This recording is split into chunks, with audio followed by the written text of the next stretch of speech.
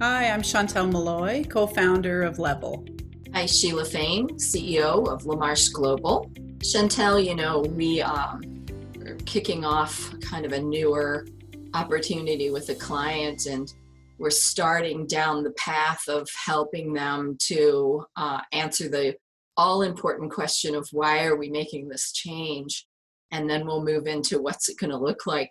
Um, it continues to make me smile when we get pushback about answering that question, why, and why should we spend time on that? Explaining that while everyone on the project team and the leaders associated may be able to very clearly answer the question why, which I'm a little skeptical about that they would answer it in the same way. Um, but explaining how very important it is that we can put that case for change out to the rest of the business, to our clients, to our vendors, so they understand where we are and why we need to change this and why we need to change it now, um, much less the added benefit of getting all of your leaders on the same page before you start to deliver that message. Is just critically important. And as you know, we break that description down into 4 components. We want to talk about what's not working today with the way that we're structured. So that could be how we're organized. It could be the geography that we're spread across. Could be the technology that we use, our processes, which is pretty self-explanatory. The topic of people, or the dimension of people, doesn't mean that we have bad people, but it may mean that we don't have the skill sets, we don't have the experiences that we need to move us into the future. And then there's culture, beliefs and behaviors that are just not quite right. All of this supported by measurements. So do we have baseline measurements that help us understand what's not serving us well and where we need to improve? So getting all of those things mapped out in the very beginning, really important and foundational to the work that we do. You're going to find things that are functioning perfectly well, and you certainly may find variation amongst your teams, that some are not experiencing the challenges in the same way as others. That allows us to kind of fine tune our approach and our messaging about why things are happening and why they're happening now. Yeah. For Yeah. sure. Yeah. And defining, yeah, it is hard, isn't it, to stop long enough? Yeah. We've been in those roles where, there's a lot to do. There's many changes that are competing. And to sit down and think about taking the time to really think about why we need to change and Mhm. defining the reasons. But it's so important. And we've seen time and time again when we do take that time with leaders, especially across those 4 dimensions that you talked about: structure, people, process, culture, because we don't always think about breaking down culture in Mhm. this way. Process, pretty logical. Most people find their way to understanding why. From a people perspective, you need to know where people are at today before you can map out where they're going. Mhm. Even structure, organizational change, that too, a little bit easier to get your head around. And then skills of people. But culture is the one that I find with most organizations that I work with, that it takes a bit of conversation and a realization that if we don't do the work around culture, beliefs and behaviors that exist in an organization will and can get in the way. Mhm. And so I love the lens of those 4, which helps leaders think that through in a much different way. The other thing that I've certainly learned over the years is how important, if we do that work on why you need to leave the current state, like just asked in that way across those 4, that define why we cannot continue to do things the way we do them today. And Right. right, arming that conversation like that opens up a whole new way of thinking of the importance of doing that work and then describing it to an organization. Mhm. And it's just human nature. You could ask someone, you could walk into a conference room and ask everyone to take their shoes off, and they would wonder why. And you need to give them an explanation. or they're not going to probably automatically do it just because you said it. Now, I know that's a super simple example and a little strange, but it's a basic human concept that we do like to know why we're being asked to do something. We want to understand the reasons behind it. Then we'll go, not always willingly, but we will generally go. But when we skip over that and people don't understand what's going on and why it's happening, they create confusion and they want to stay where they are today. It's comfortable. They understand it. They know how to work it. Doesn't mean they think it's perfect, but it's better than the unknown in some circumstances. And I don't want to characterize the current state depiction or documentation that we're doing as an overwhelmingly negative activity.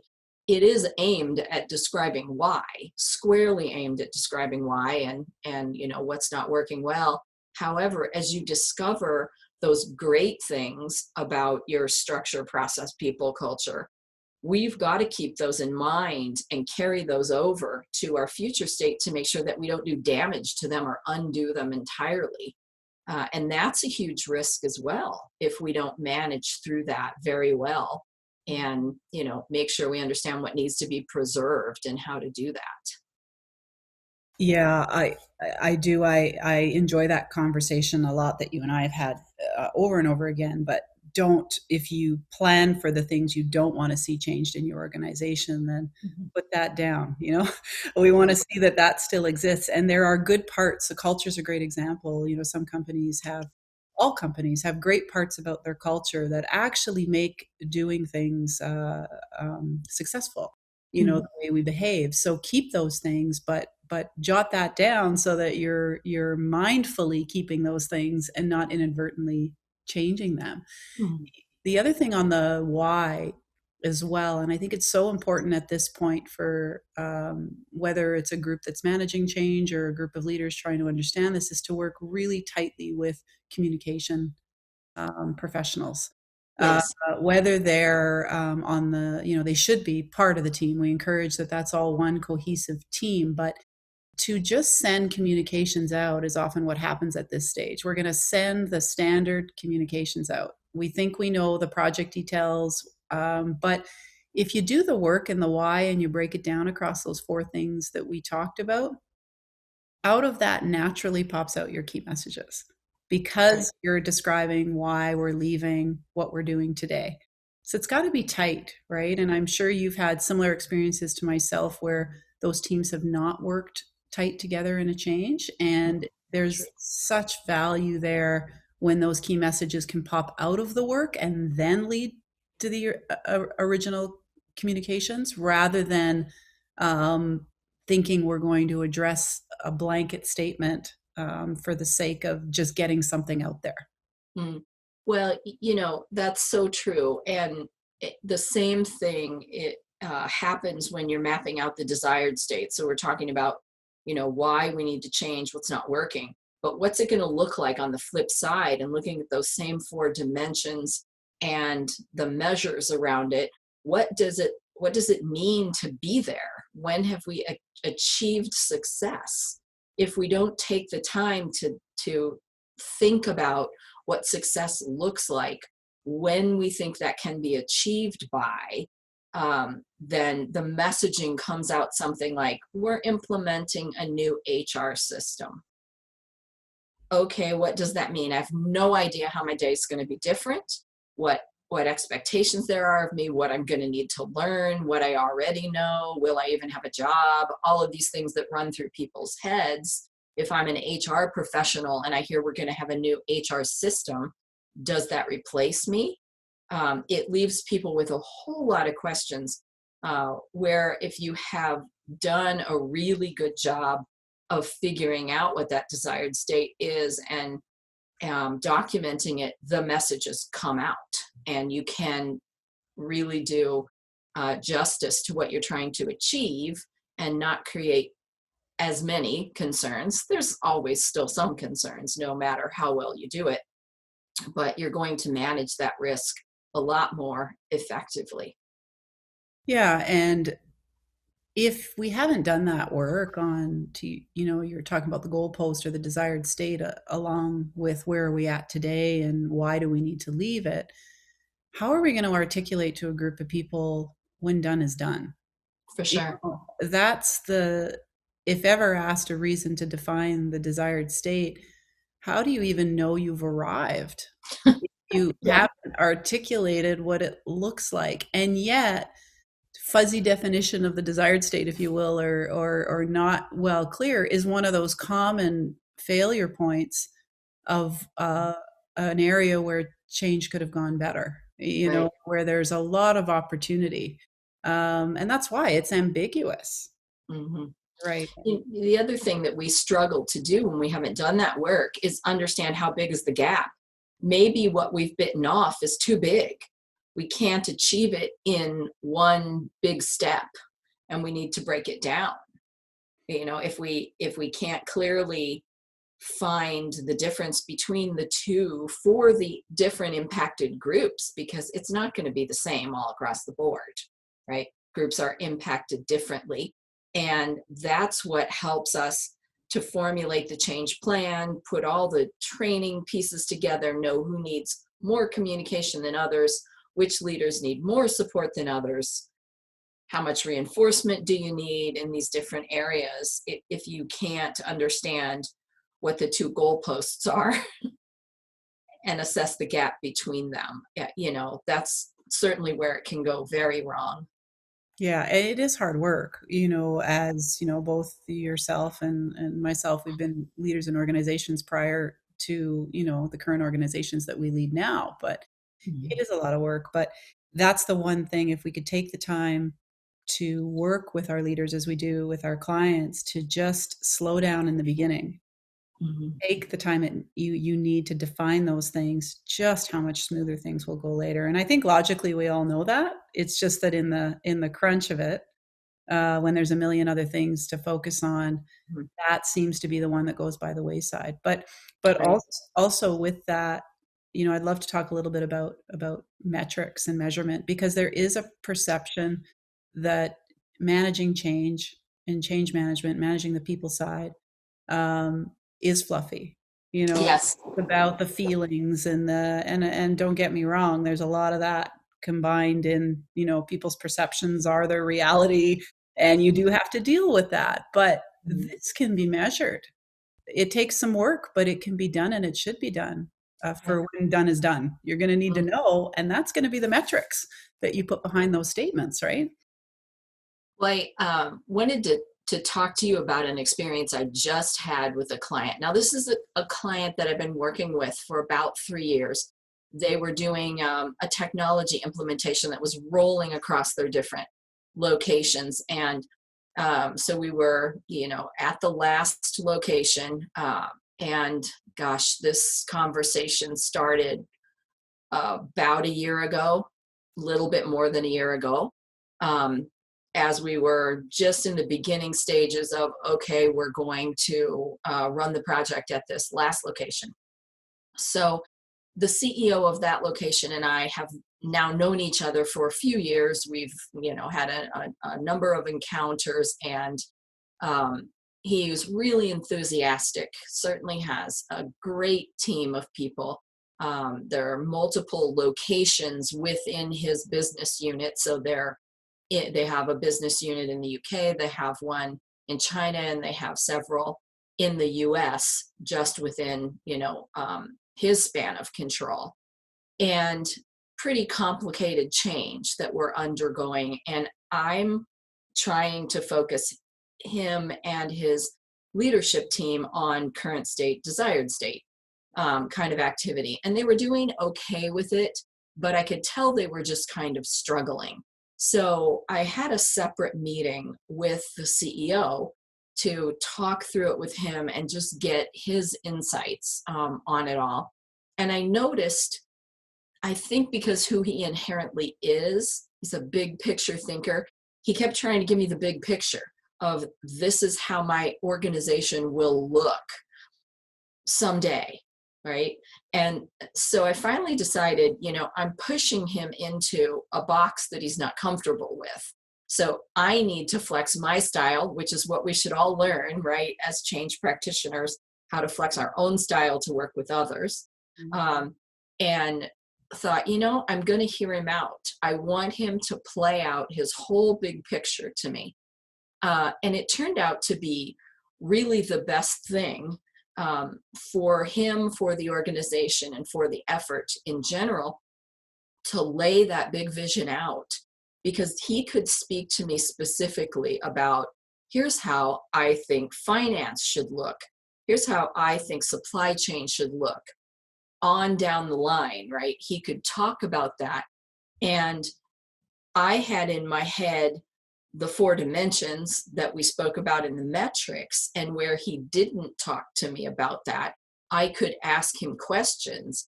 Well, so how does that group work within themselves? How do they work with other groups?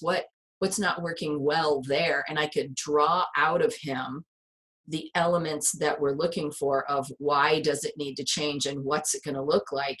And even in some cases, he had specific information about baseline metrics and where they should be. In other cases, he said we should be measuring this, or he could give me someone to go speak to. Now, that was a great footing to be on, because then I could take that back to the change team and we could parse out the pieces that were applicable to our change and say, this is the current desired state for us.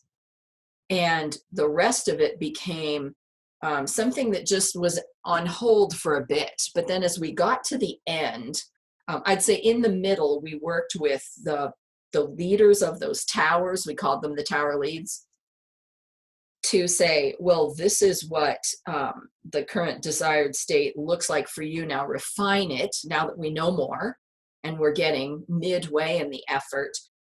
What is it that you need to achieve? How are we going to measure when you get there, to your point earlier? And then when we started getting toward the end, so we have this really solid description of what we're trying to achieve, that we could even communicate out in what we called a day in the life communications. So it was very targeted within the different divisions, how your day is going to look in the future.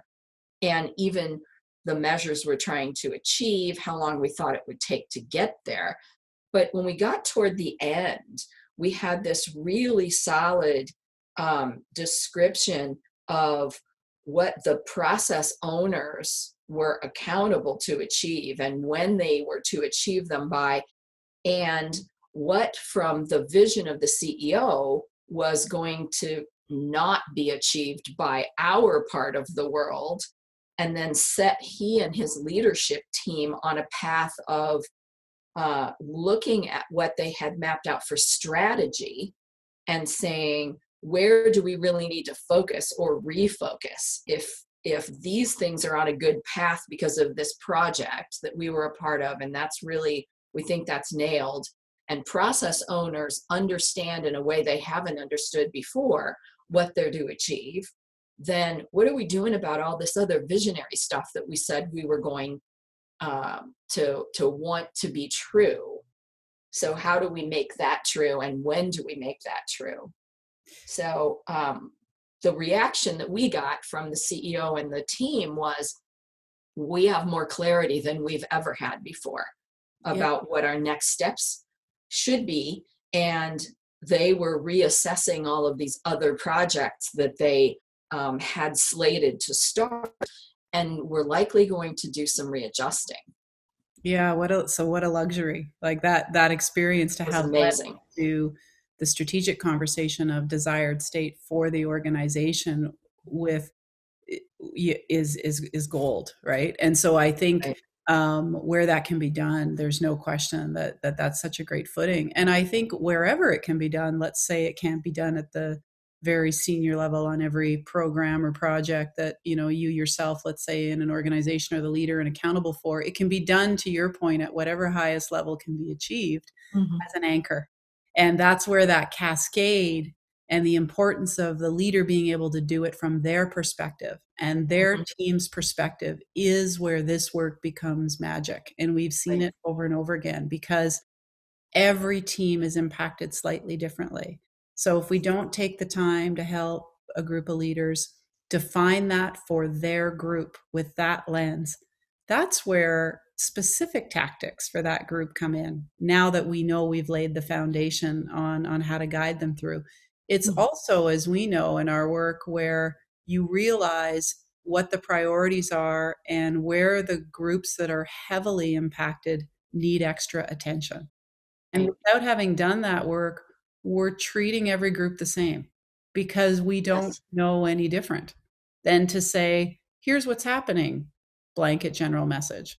Here's Mhm. how you're going to be impacted, general message that appeals to about 30% of the people listening to Yeah. it. Like, so current desired is that anchor for every leader in their group. And to your point that you made in the cascade, Mhm. what a luxury when it can be done at such a senior level as the CEO first defining the vision for the company.